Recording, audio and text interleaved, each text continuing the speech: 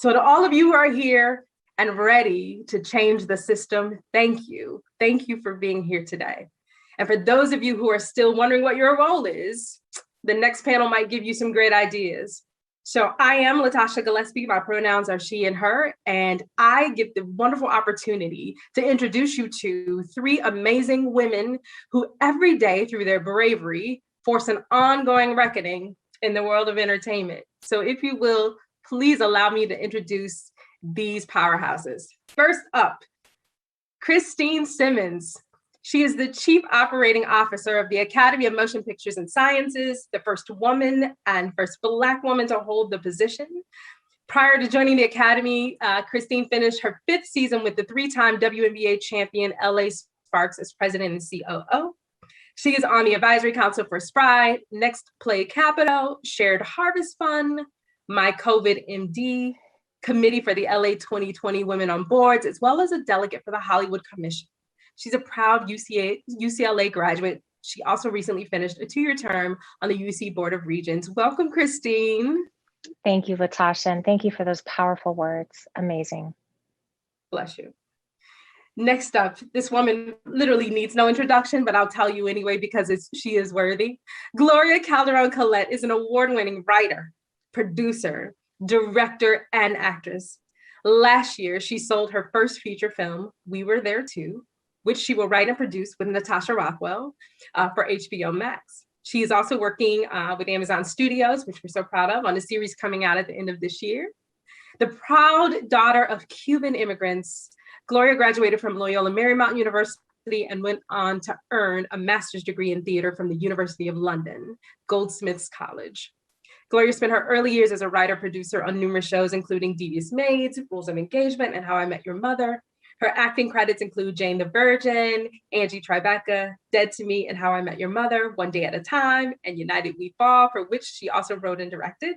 Awards for her work include the Television Academy Honors, Mental Health America Media Award, ALMA Award, Image Award, Vanguard Award, NHMC Award, Sentinel Award, and the Voice Award. Please help me welcome Gloria Calderon-Collette. Gloria. You. Honored to be in your presence, ladies. As we are. Thank you so much for taking time out of your really busy schedule to be here.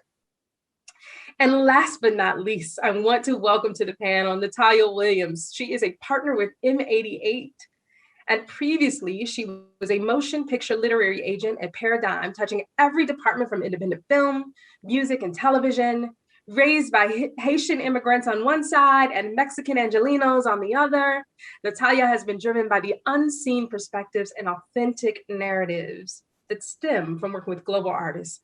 Natalia is a graduate of USC Film School. Please help me welcome Natalia. Thank you for being here. Thank you so much. What an intro. I can't wait to have this conversation with these powerful women. Yes, as you are one of them. I am the lucky one here. So first of all, ladies, just, welcome. And I appreciate you all being here. And I know this pandemic has created a period of disruption, which in some ways has offered us an opportunity to build new structures that don't perpetuate these inequities that, all of us know too well. And you all represent various parts of the creative ecosystem, all trying to help fix a broken model. So first, let me just ask, how are you doing?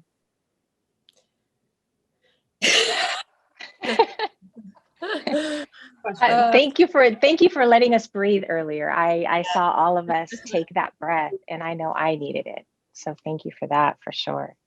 Yes, ma'am.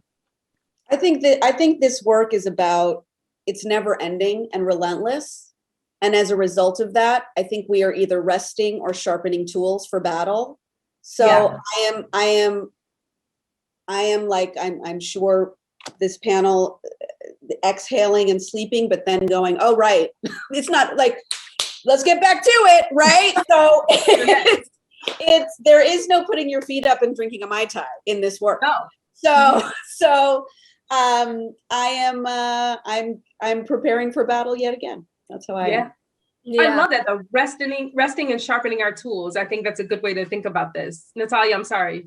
All good. I was going to say, after, a bit of an exhale yesterday and having that moment, it was right back into it. And, it's a small victory, but it's important, but let's get back to it and let's make this work happen, Oh, Agreed. yeah, and let's jump into it because all of you bring such a unique journey to this work, and I just want to I talked about your background in the bio, but Natalia, let me start with you. Talk a little bit about how your journey has informed your approach to the work you're currently doing. Yeah, so I started at a traditional talent agency before making the jump to M88.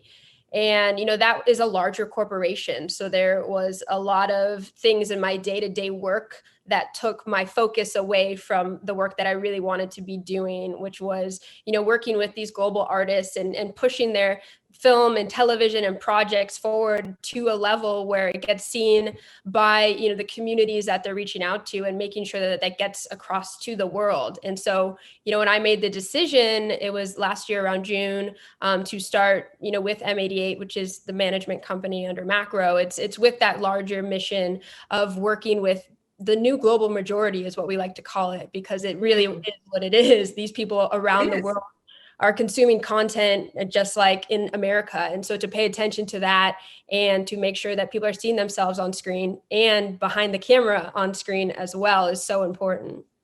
Yeah, absolutely. Christine, you've had, a journey that had some winding turns. Talk about how that has informed the work you're currently doing with the Academy.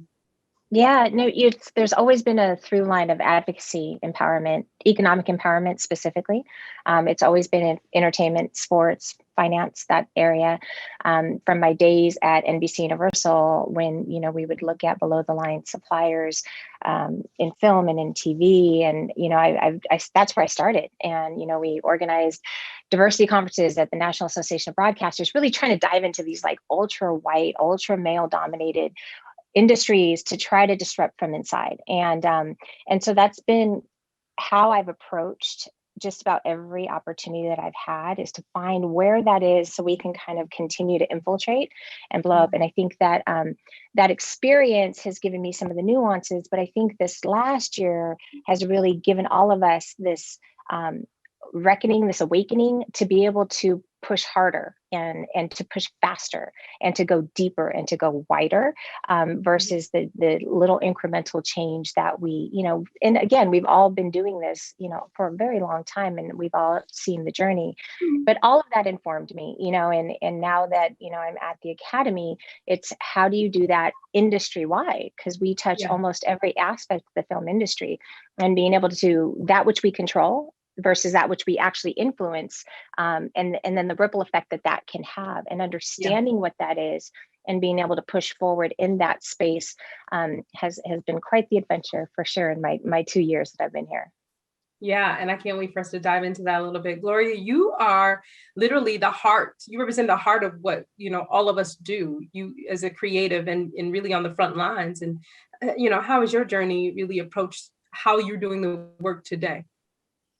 Well, when I first entered this work, I come from a line of storytellers, and I come from a community that I love and that I celebrate. And yet the first time I saw the name Calderon on TV, it was the drug dealer on Miami Vice.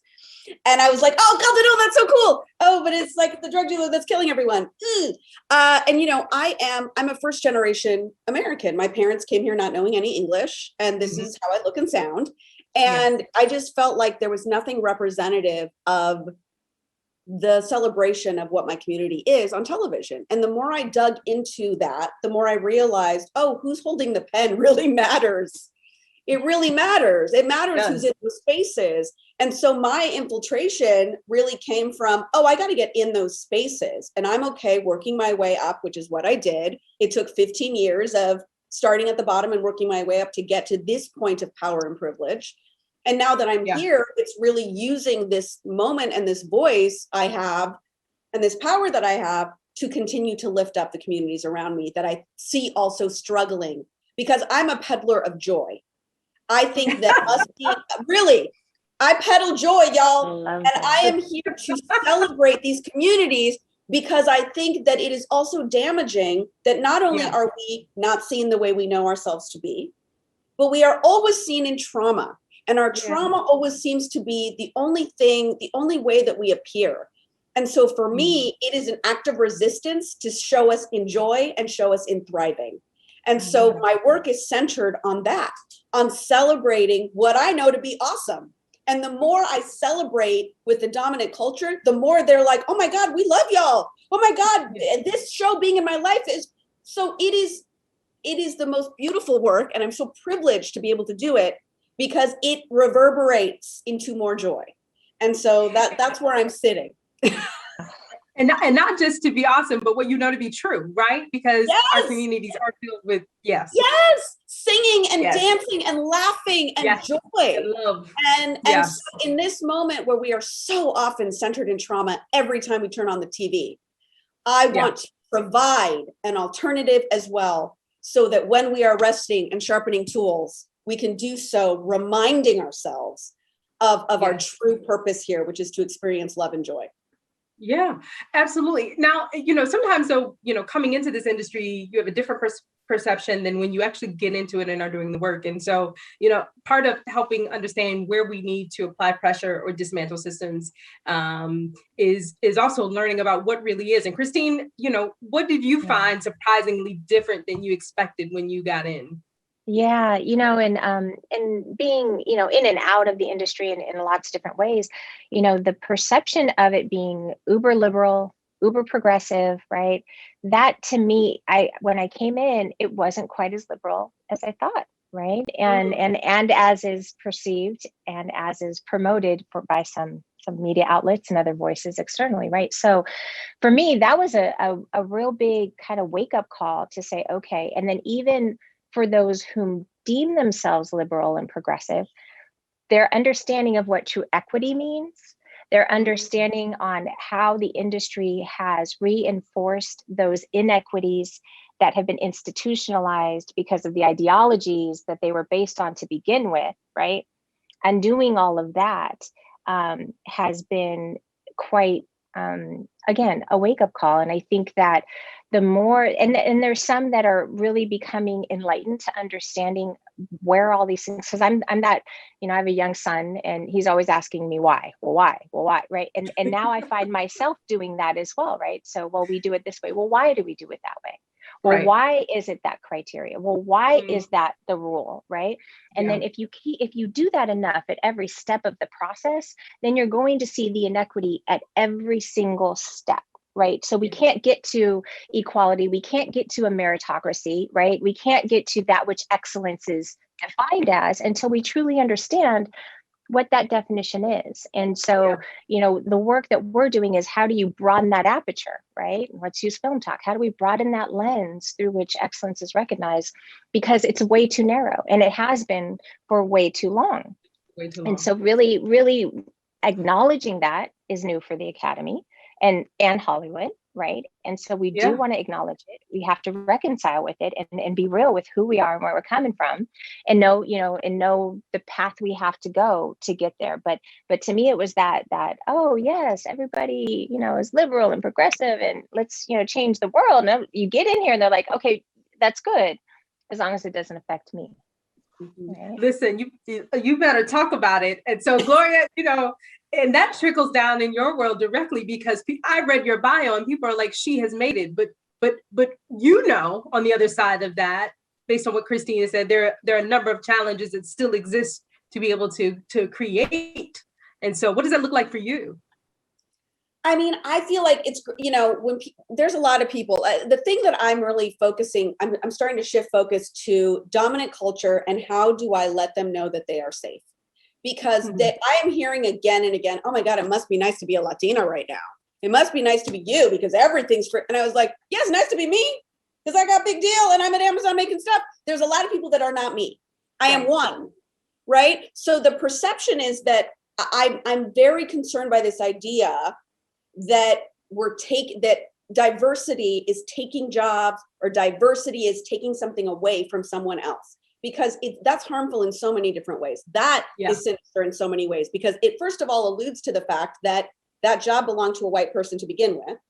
Which it did not, okay? Because you can't take something away that's not yours to begin with. And it's also speaking to the fact that there is a table. It's that old quote, right? It's that when you're accustomed to privilege, then equality feels like oppression. And I think that we need to face with data and with the reality of the work that we're doing is so vital to correct a broken system that we have been a part of for 200 years. Yeah. Mm-hmm. So this is not the amount of white people working is still humongous, and they're okay. You're okay, everybody. You need to create space at this table. This table, you're gonna love it too. It's so beautiful, this work. And Yes.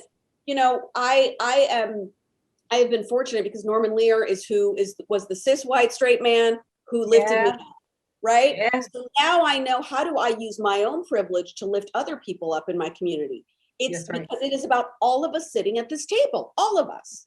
And so that means if I have gay characters on my show, like Barb was saying earlier, like I have to have those people in the room. And my God, the things that I have grown and learned from the conversations that I get to have with so many amazing LGBTQ writers and so many writers that other writers of color that are not Latino, but are Black or are Asian or are South Asian and East Asian. Like it's expanded my own artistry. So I think that when we're having these conversations, we need to also say diversity. I think in the 90s, or when I was coming up anyway, it was like, oh, the diversity hire was like something that these guys would roll their eyes at, something they had to do that they really didn't want to do, but they had.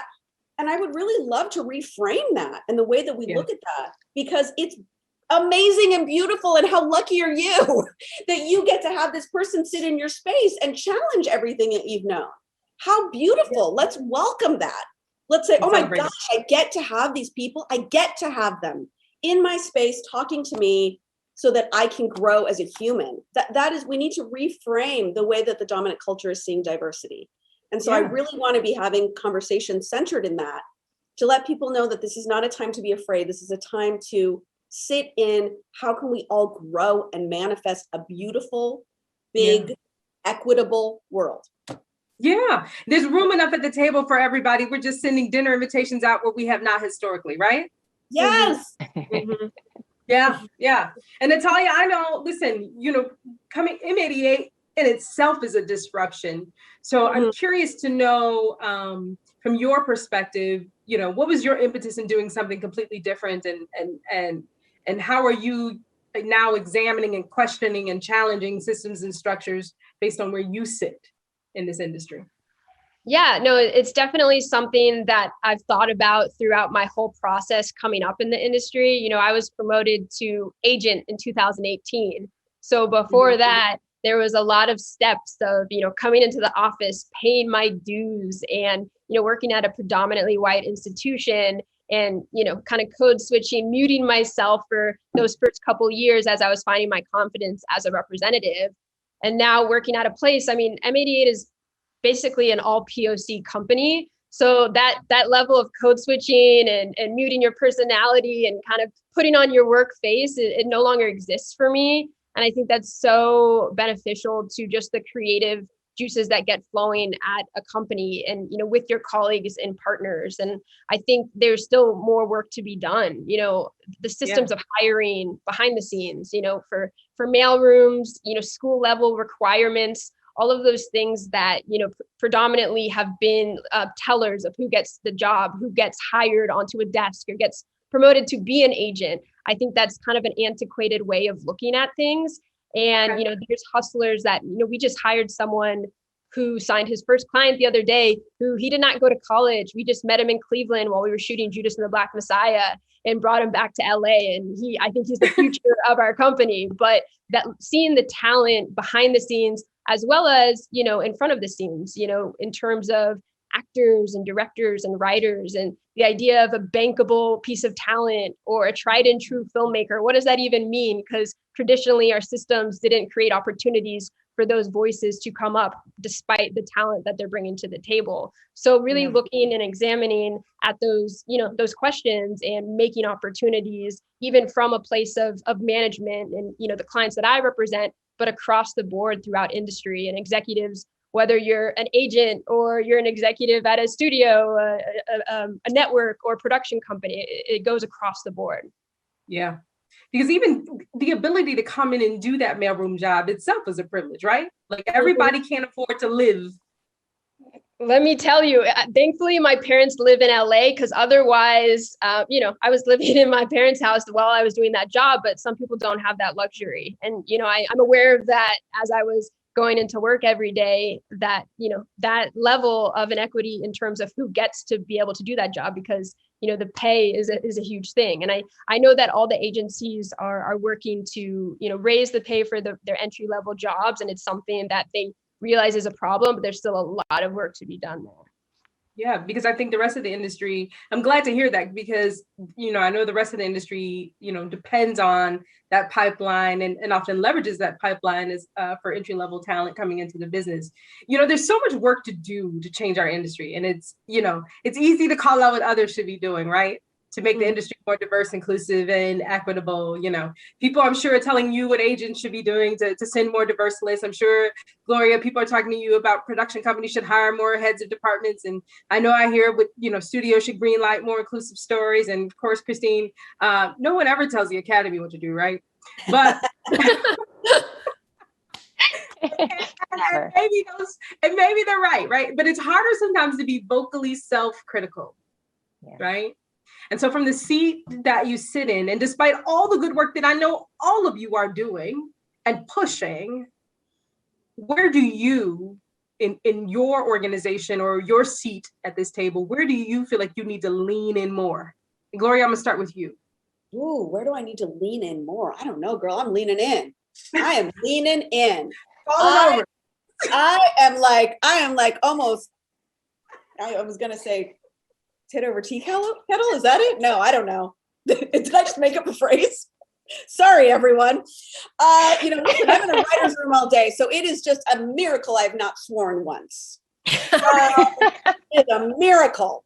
Where can I lean in more? I mean, look, it's just, I think it's continuing to, I think that when you're one of the first to come through, the job comes with extra jobs like this, right?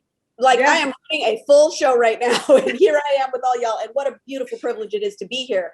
But it really is, the work is not just the work that we're doing in the room. It's advocating, it's talking about it, it's talking about how it works. Because for me, that was what was super important, was I think for a long time, there was a perception that maybe I placed on myself from having been in these white spaces where I was working my way up, where I was told pretty consistently, you're really lucky to be here, and you could be gone at any moment, and you're the diversity hire, or you're the one woman or the one person of color in this space, so watch it. I felt like I had to navigate through these spaces and just kind of sit and hold it in and go into the bathroom to cry and splash water on my face to go back in to sharpen the tool to, right? Mm-hmm. So now that I don't have to hide how I feel about everything, I just feel like I need to be super vocal. So that includes my social media.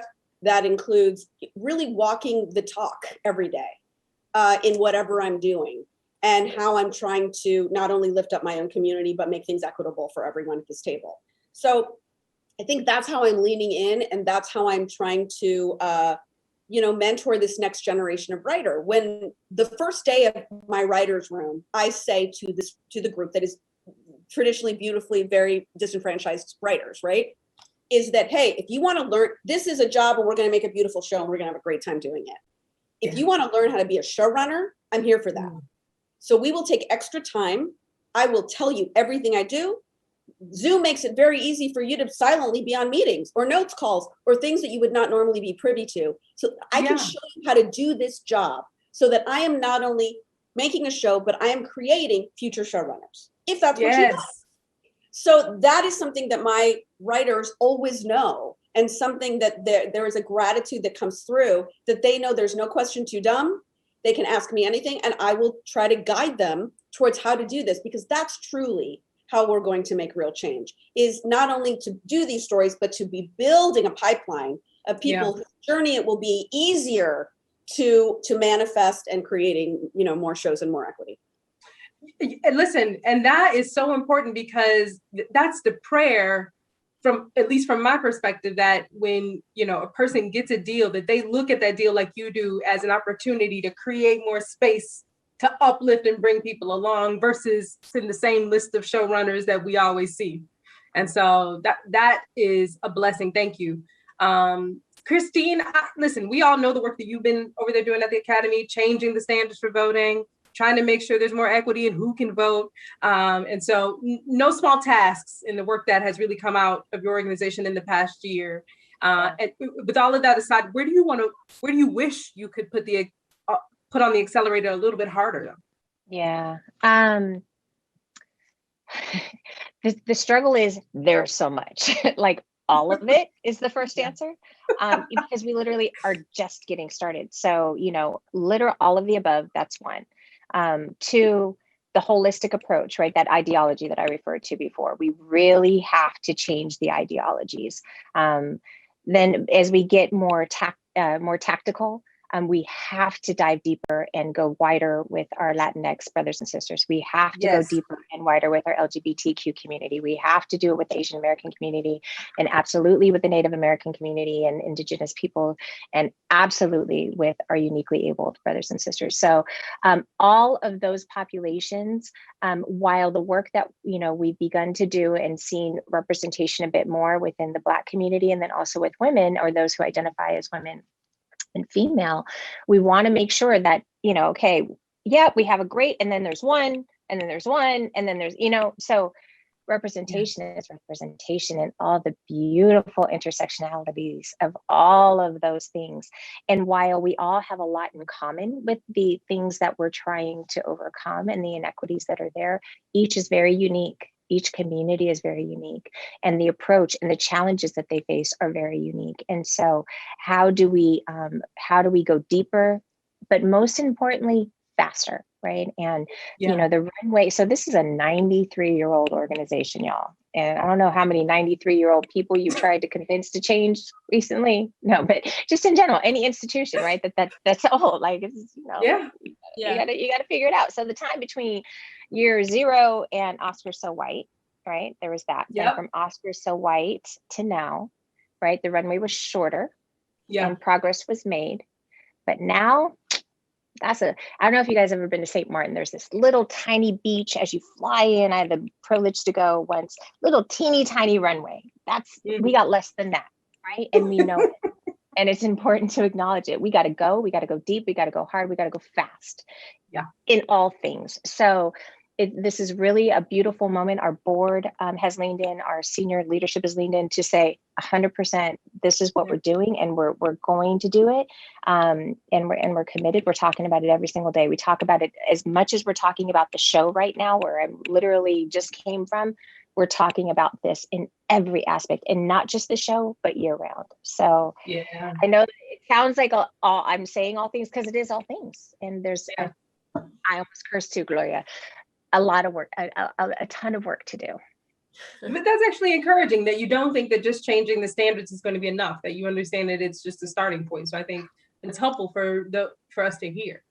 Yes, it has to be the entire ecosystem of everything that we do at every single point. And we're doing it internally, from how do we invest our money in our portfolio. We have the amazing Melody Hobson, who's chairing our investment committee, to the media outlets that we're giving exclusives to our multicultural spend, to our archives and our library, and of course our beautiful museum. So when I tell you we're looking at every aspect of this business, and that's the other part of it that I love about my role and the honor to serve in this role, is that most of those departments report into me. So while we do have an office of representation to help support and best practices, we're holding those departments accountable for what they do, just as anything else that we would hold them accountable for. And the office is there to support, to give resources, but it's on them. And that's who we're holding accountable. The business is accountable. It's operations. The business is accountable.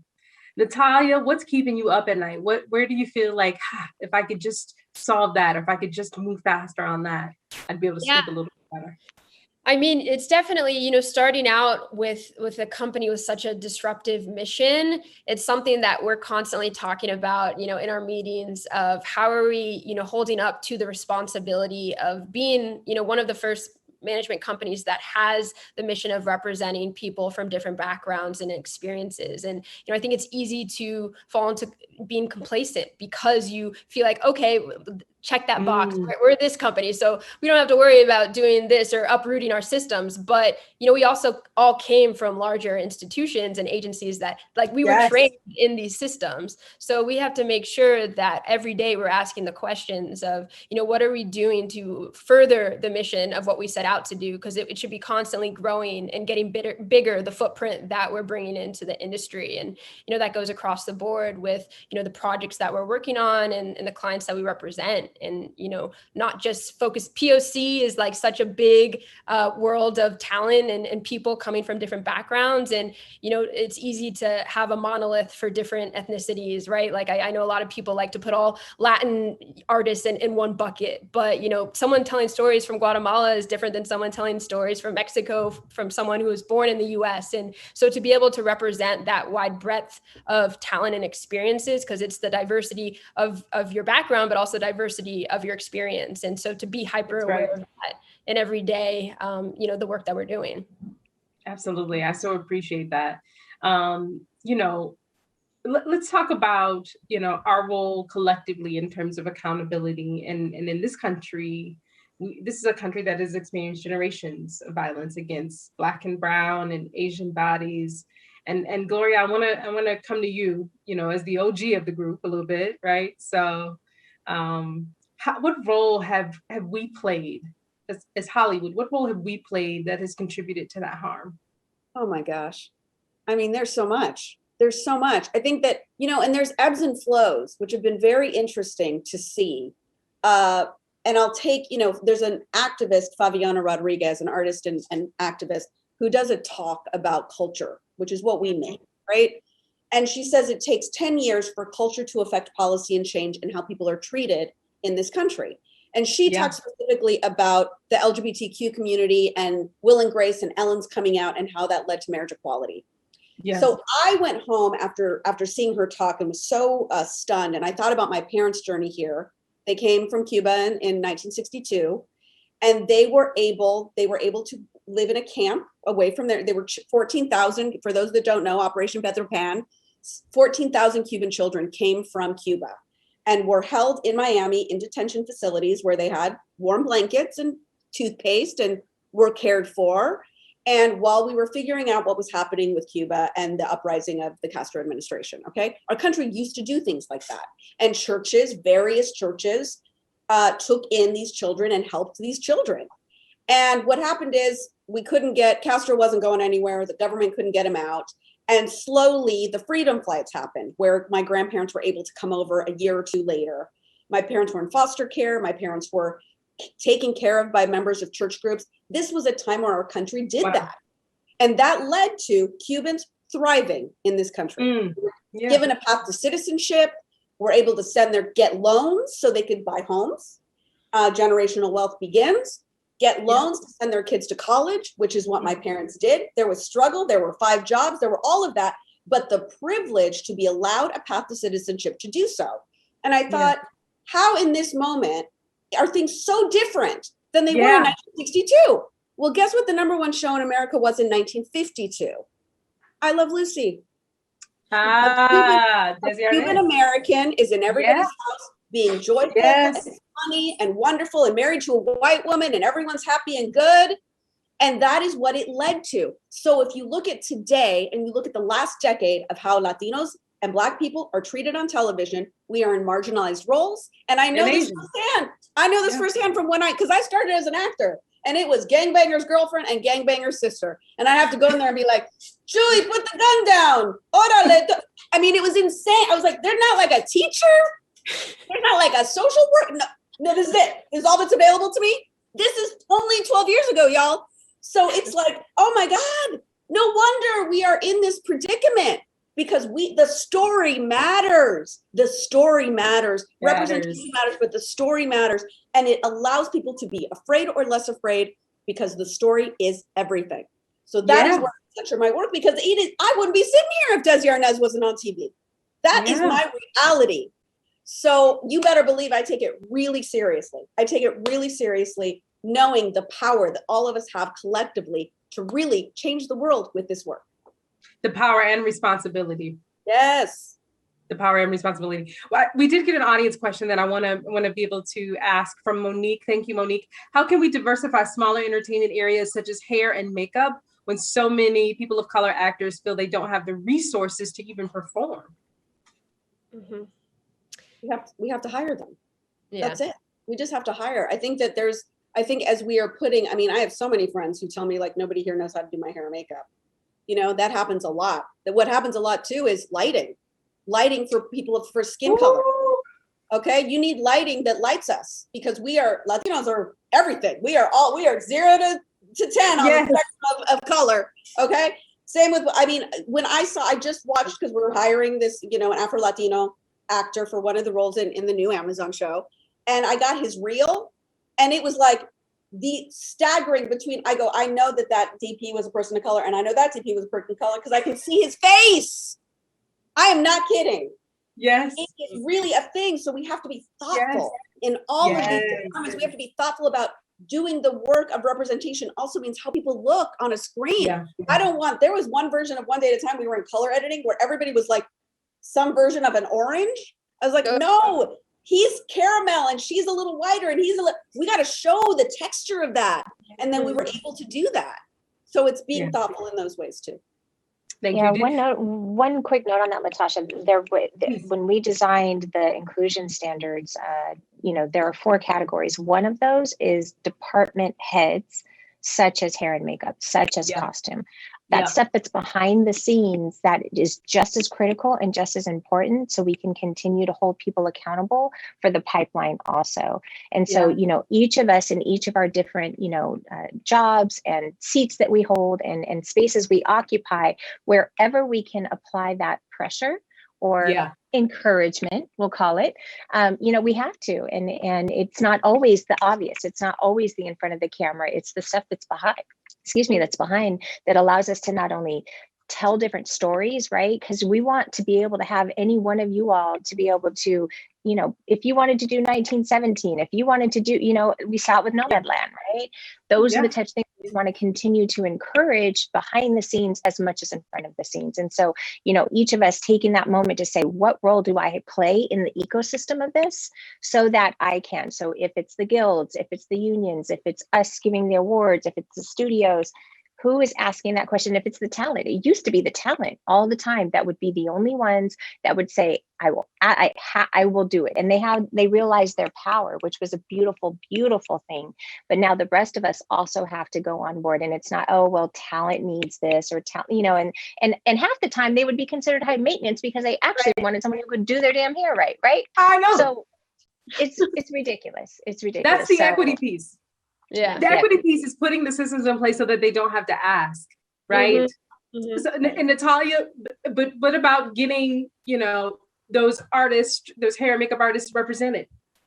Exactly. Like there should be opportunities for them to have someone negotiate on behalf of them for any jobs that they're doing. And there needs to be more public as well. Like someone who's coming up in the hair and makeup industry should know what agency they should be calling or who are the names in this industry that can work on behalf of them. And that's just not something we hear about as much or talk about. You know the big celebrities, who their go-to hair and makeup person is, but beyond that, it's like it's not super visible. And so what can we be doing to change that in the press and just publicizing, around Oscar time? Like what are the articles we can be putting out around the hair and makeup team on a film that really paid attention to the different colors and hairstyles of all the different people that were acting in that film?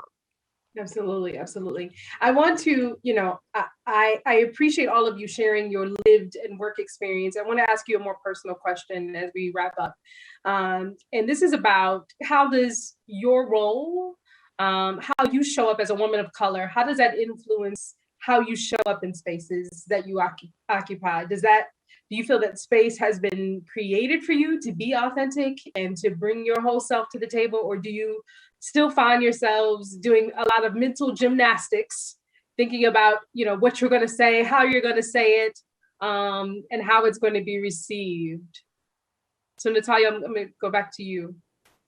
Yeah, I mean, I think as women of color, right, there's a level of empathy that we have just because we've been going through this experience our whole time in the industry of coming in as a person of color, but also as a woman who traditionally, disenfranchised in different ways.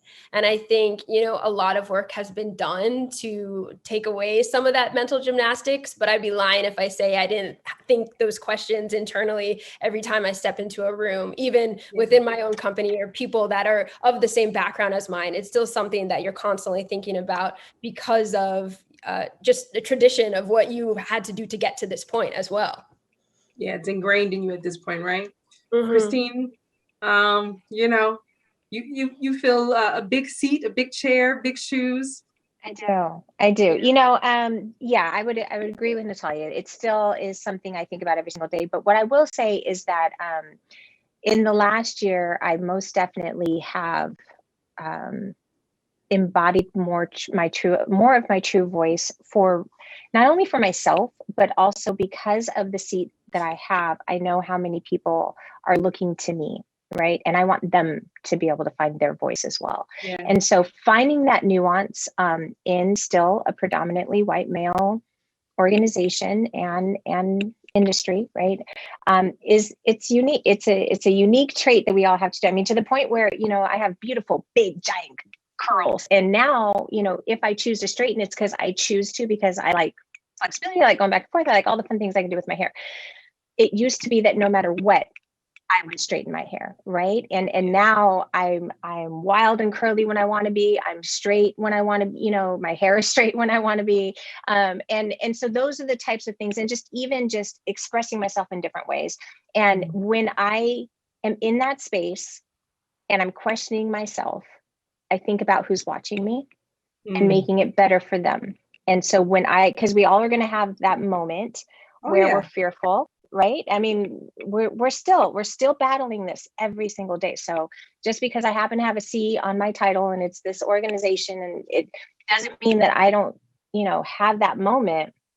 And so when I have that pause, I think about those that were me, maybe in a few years back, and making it more comfortable for them, making it better for them.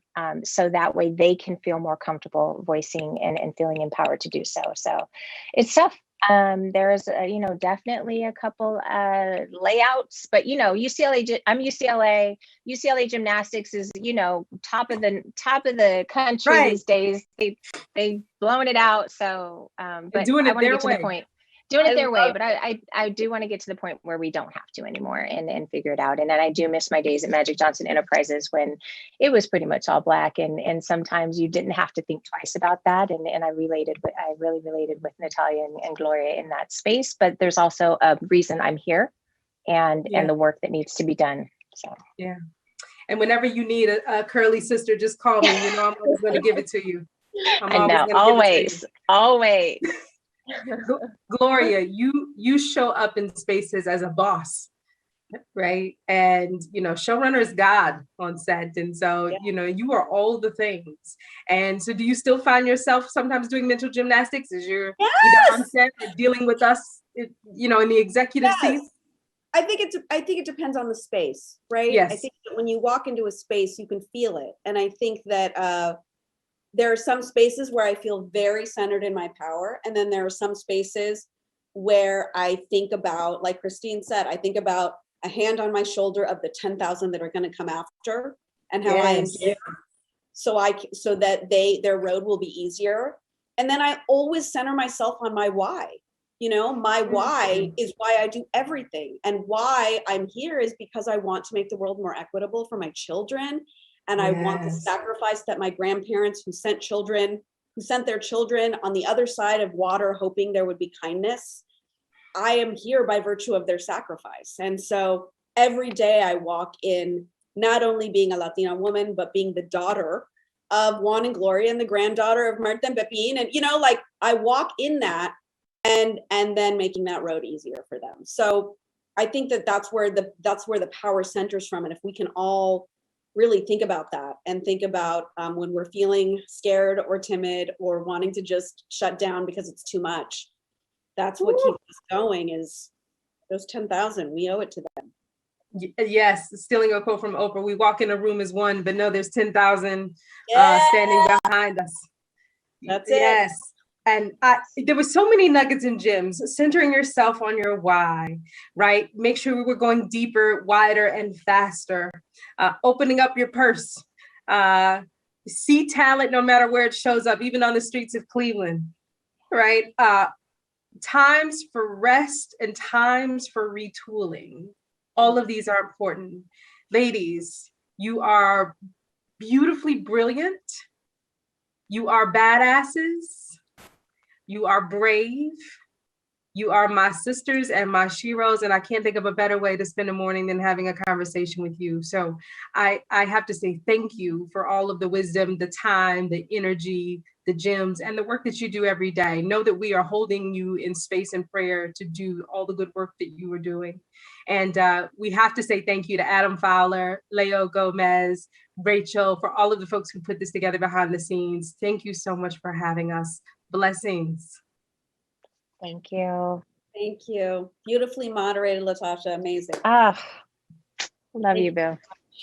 Thank you, ladies. I wanted to jump in so many times, but like a good cisgendered person, because even though I'm gay and brown, I'm very cisgendered. So I wrote a lot of notes. I wrote a lot of notes. I would not go through life just not taking notes everywhere. This notes app on the phone is just full of Everything. yeah. Seriously, thank you so much, Latasha, Christine, Gloria, and Natalia. We're very fortunate to have had such a dynamic group. I mean, come on, I'm going scripted, but I have to share, like, I will always remember Whitney Houston on the behind the scenes for The Bodyguard, 1992.